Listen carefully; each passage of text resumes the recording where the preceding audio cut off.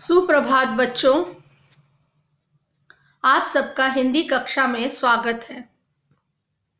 आज दिन है सोमवार, तिथि 8/11/2021। बच्चों, आज हम रिमझिम किताब से पाठ 11 मीरा बहन और बाघ नामक पाठ पढ़ने जा रहे हैं। पृष्ठ संख्या है 94 to 95। पाठ को ध्यान पूर्वक पढ़िए। तो पहले हम पाठ को अच्छे से पढ़ेंगे, मैं आपको पाठ का मतलब समझाऊंगी। उसके बाद हम लोग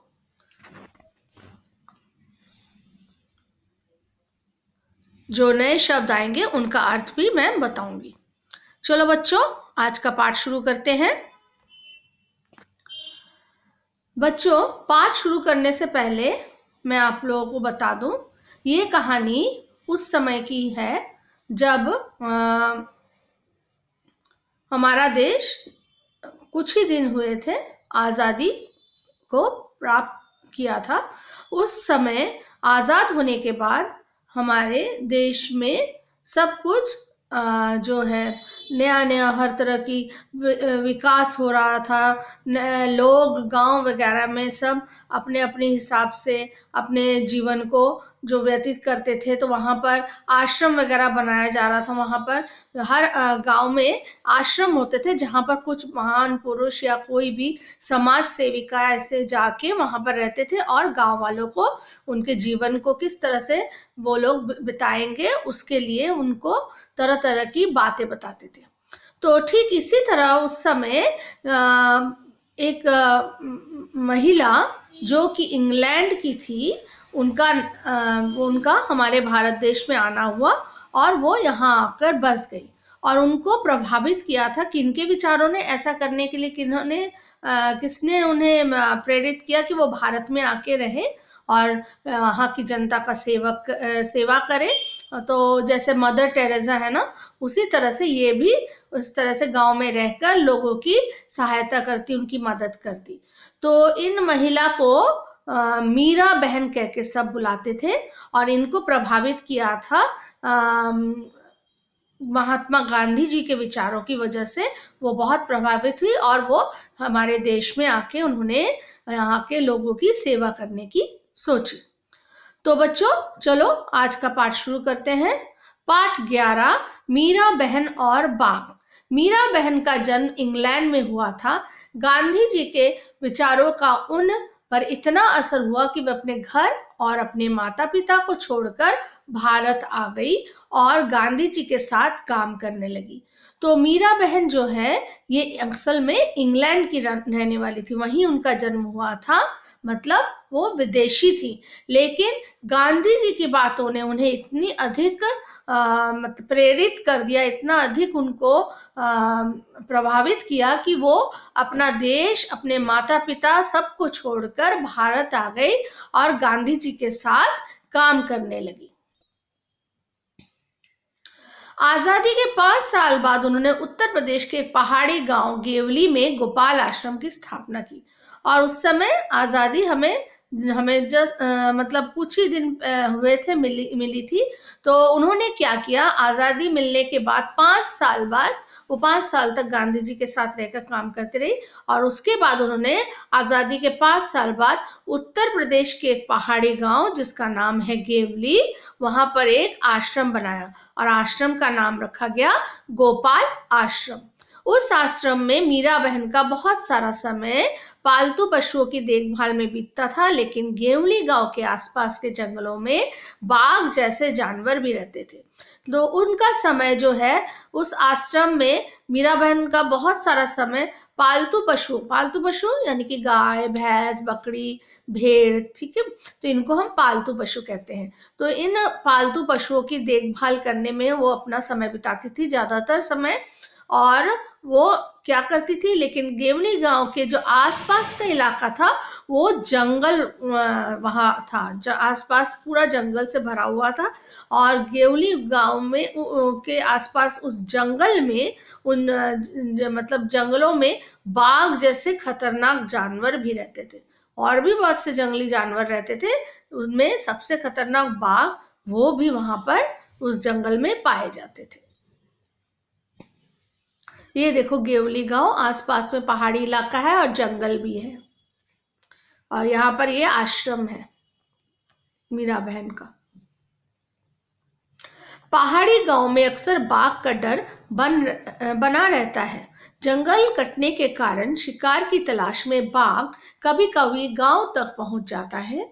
गेवली गांव में एक बार यही हुआ। एक बाघ ने गांव में घुसकर एक गाय को मार डाला। सुबह होते ही यह खबर पूरे गांव में फैल गई।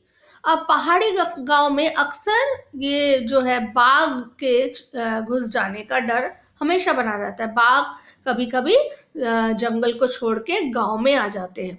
तो जंगल कटने के कारण शिकार की तलाश में बाघ कभी कभी गांव तक पहुंच जाते हैं, क्योंकि आजकल इतना अधिक हम लोग जंगल काट रहे हैं, पेड़ तो काट ही रहे हैं, साथ ही साथ जंगलों का भी हम लोग बहुत ज्यादा हम लोग उसको साफ कर रहे हैं, काट रहे हैं, जिससे क्या होता है उनमें रहने वाले, जंगलों में रहने वाले जो जानवर हैं उनको खाने के लिए कुछ मिलता नहीं है, उनका घर भी वहां पर मुश्किल हो जाता है, घर भी सब नष्ट हो जाता है। तो वो क्या करते हैं, अक्सर खाने की तलाश में गांव में घुस जाते हैं। गेवली गांव में एक बार यही हुआ, और ऐसा ही एक घटना घटी। क्या हुई कि एक दिन गांव में एक गाय ने घुसकर एक गाय को एक बाघ ने गांव में घुसकर एक गाय को मार डाला। ठीक है, तो सुबह होते ये खबर पूरे गांव में फैल गई, क्योंकि ये बहुत बड़ी घटना थी। गांव में गाय को मार दिया, तो गांव तो छोटा है, सा जगह है, वहां पर सब एक दूसरे से बात करते हैं। तो ये खबर जल्दी ही फैल गई कि एक बाघ ने गांव में घुसकर गाय को मार दिया है।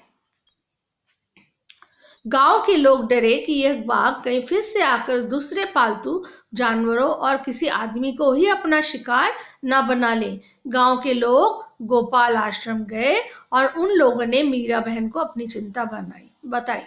तो गांव के लोग अब डर गए थे इस बात से कि भाई गांव में घुस के उसने गाय को मारा है, इसका मतलब क्या है, वो कभी भी दोबारा वापस आ सकता है बाघ, और आके दूसरे जो पालतू जानवर हैं उनको भी मार सकता है, या किसी मनुष्य के ऊपर भी हमला कर सकता है। गांव के लोग गोपाल आश्रम गए। अब सब लोग किसके पास गए, गोपाल आश्रम। गोपाल आश्रम किसका था, मीरा बहन ने बनाया था। तो गोपाल आश्रम में वो मीरा बहन से मिलने गए, ताकि वो अपनी ये चिंता, अपनी ये जो दुश्चिंता है, अपनी ये जो उनको इतना बड़ा मतलब जो खतरा महसूस हो रहा है उसके बारे में मीरा बहन को बता सके, और उनसे बातचीत करके कुछ सुझाव या कोई रास्ता निकाल सके, जिससे इस समस्या का वो हल निकाल सके, इस समस्या को वो टाल सके। क्योंकि क्या करे, अब बाघ ने ऐसे अभी अभी गाय को मारा है, हो सकता है वो दूसरे पालतू जानवरों को भी मार सकता है, या किसी मनुष्य का भी शिकार कर सकता है। तो इस समस्या का क्या रास्ता निकलेगा, क्या हो सकता है, इस समस्या से बचने के लिए क्या उपाय होगा, तो उसके लिए वो गोपाल आश्रम मीरा बहन से मिलने गए। गांव के लोगों ने अंत में तय किया कि बाघ को कैद कर लिया जाए। उसे कैद करने के लिए उन्होंने एक पिंजरा बनाया। पिंजरे के अंदर एक बकरी बांधी। योजना यह थी कि बकरी का मिमियाना सुनकर बाघ पिंजरे की तरफ आएगा। पिंजरे का दरवाजा इस प्रकार खुला हुआ बनाया गया था कि बाघ के अंदर घुसते ही वह दरवाजा बंद हो जाएगा। तो गांव के लोगों ने आखिर में यह तय किया, यह उन्होंने सोचा कि बाघ को अब पकड़ना पड़ेगा, उसे कैद करना पड़ेगा, किसमें, पिंजरे में।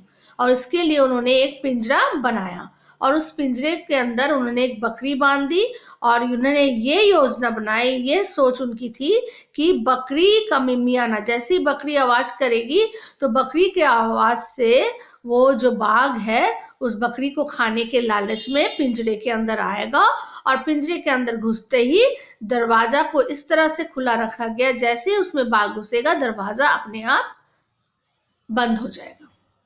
ठीक है, तो इस तरह से बाघ के अंदर घुसते ही वो दरवाजा बंद हो जाएगा।